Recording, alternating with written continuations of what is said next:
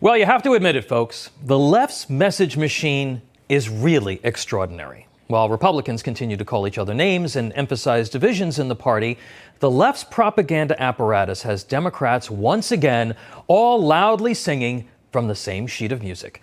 This week, they unleashed a four-part message war against pro-life conservatives and the Republican Party with the precision of a Swiss timepiece. President Biden, senators, members of Congress, mayors, and governors all mindlessly jumped on board with the strategy.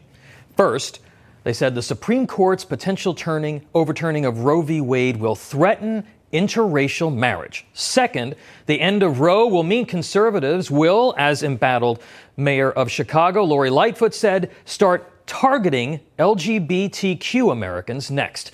Third, the Supreme Court, it's somehow illegitimate because they're not elected. And fourth, America's ills are all due to the fact that the so-called ultra-MAGA crowd has taken over the Republican Party. Let's address each of these, shall we?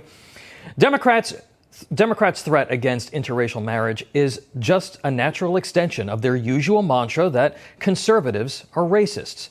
It's even more laughable when you consider that Justice Clarence Thomas is in an interracial marriage. He's married to a white woman. The second claim, which is equally outrageous, Democrats continue to treat homosexuals like their favorite political toy. They've recently paralleled being gay with somehow suffering from the mental disorder of gender dysphoria. Equating homosexuality with transgenderism, however, wasn't enough manipulation. Now they are linking the lifestyle and rights associated with it to the ability to kill an unborn child. The Alito draft makes it very clear that due to the fact that the issue of abortion has to do with the taking of a human life, the ruling is tailored toward that issue and that issue alone. The federal legality of gay marriage is not in danger, and the Democrats know that.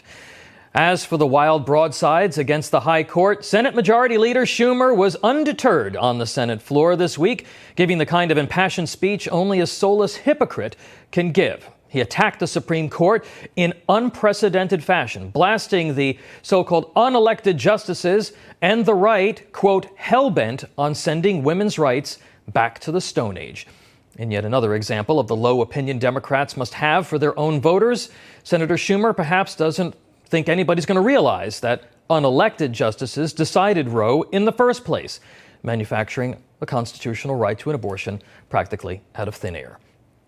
Then, of course, there's President Biden, who used a series of unhinged speeches that were supposed to address his plans for dealing with inflation to blast ultra-MAGA Republicans.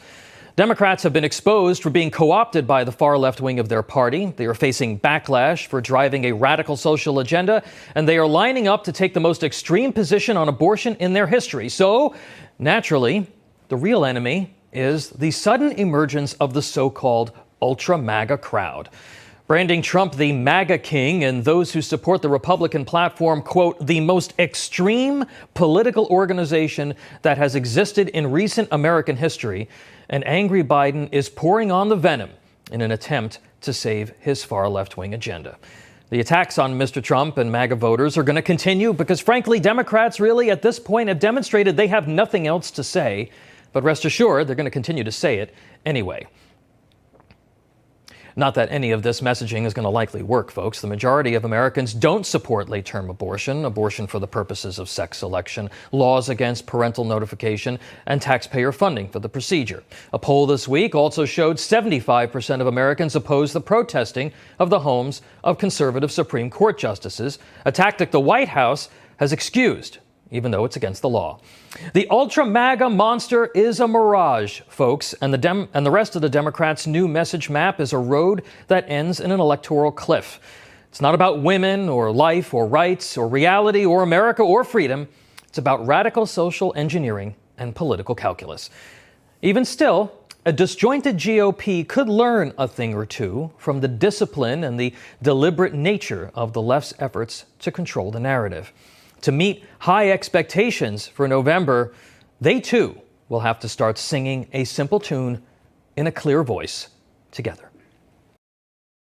Hey, I'm Rob Finnerty. Thanks for watching. If you enjoyed this video, please join the conversation in the comments below. Don't forget to subscribe too. Hit the bell icon to be alerted to breaking news. And remember, there's a whole lot more on Newsmax TV, America's fastest growing cable news network. Newsmax TV, we're real news for real people.